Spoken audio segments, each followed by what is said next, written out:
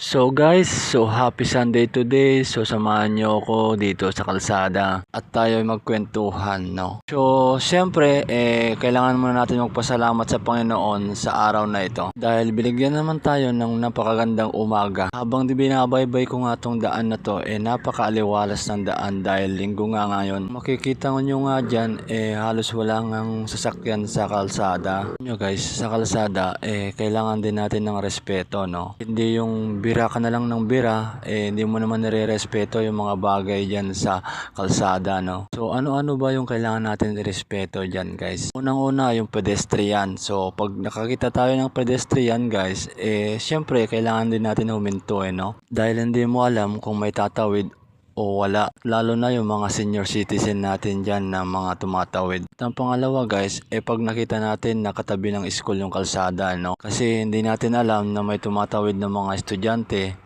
Although may nagbabantay naman ng mga traffic enforcer dyan sa mga pedestrian, no? So guys, hanggang dito na lang. Salamat sa panonood. God bless po.